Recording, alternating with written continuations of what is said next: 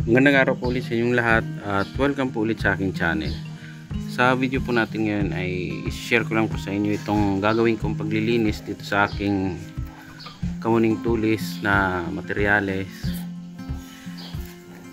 Medyo wild na kasi ito dahil mga kalahating taon na rin siguro itong naka-wild lang.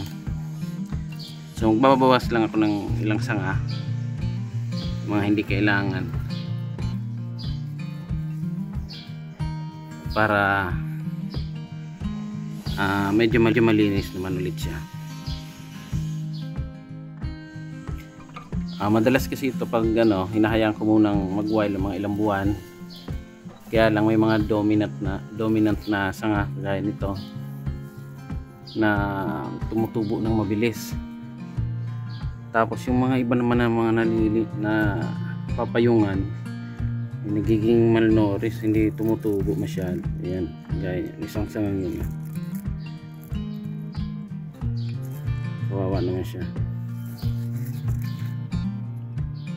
Ayan, hindi pa naman siya batay, pero kumbaga napag-iwanan na siya. So maglilinis lang ako para medyo masinaga naman siya ng araw. So mamaya po i-share ko sa inyo kapag linis ko na siya, or kung may i-share ako sa inyong medyo mahalagang info habang naglilinis, ay i-share ko po sa inyo.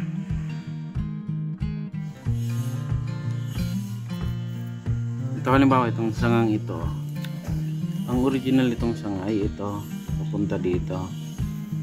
Haba to, pinutol ko na lang kanina kasi nung tumubo din ito, humina na yung original na sanga dito, kaya pinutol ko kanina. So ito na lang magpapatuloy. Ngayon yung dito sa intersection na to may tumubong sanga, ito yon. So masyadong dominant siya, matalo na ito ngayon yung original. So ang gagawin ko, dahil mas maganda ang bend nito, puputulin ko siya dito sa taas ng node para may lumabas na sanga dito papunta dito. Ayaw ko na kasi itong i-wire so hayaan ko itong dating naka-wire, puputulin ko na lang siya.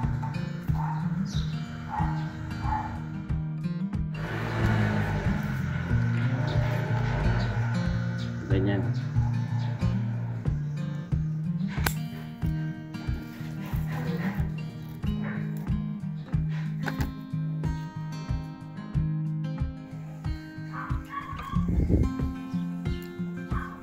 Itong isang sanga dito, masyado siyang malusog. Yan, mapapansin nyo, haba na niya. So ibig sabihin dominant siya, halos matalo niya na itong original na sanga. So ang gagawin ko rin dito, kagaya kanina, puputulin ko yan dito sa taas ng node na ito, so para magsanga dito, maglabas siya ng bagong sanga dyan or dito.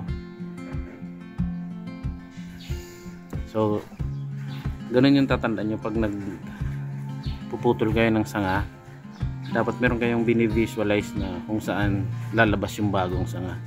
So puputulin ko to para yung flow ng nutrients ma-divert dito sa original na sanga, para medyo tumaba naman itong dating sanga dito, kasi medyo natalo nitong isa. At isa pang purpose ay para nga mag-multiply yung sanga, maglalabas siya ng mga bagong shoots.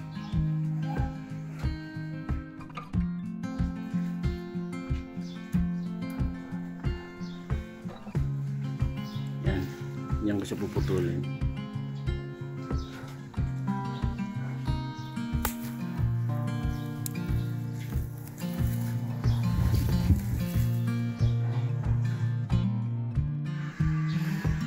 Ayun, kung mapapansin nyo, nung pinutol ko yung sanga dito, lumiwanag siya. na naarawan na ngayon yung mga nasa ilalim niyang mga sanga.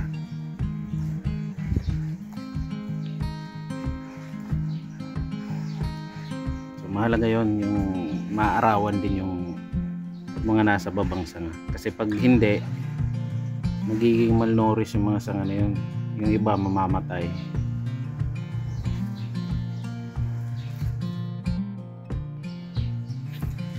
Ayan, inikot ko lang siya.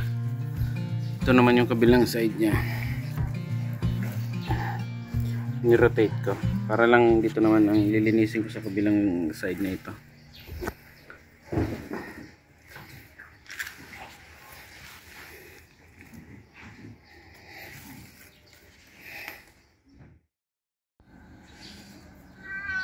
Ayan, medyo nalinis ko na rin yung kabilang side. Ito yon, pero hindi pa masyadong tapos, may mga kailangan pang linisin.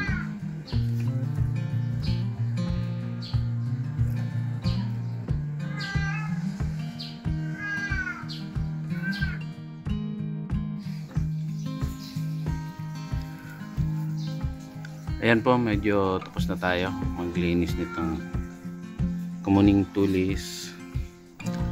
So mangyari dito papawail ko ulit itong mga 6 months ulit bago ulit na procedure. So yun lang po para sa video natin ngayon. Muli po ay maraming salamat sa inyong panunood at happy bonsai po sa inyong lahat.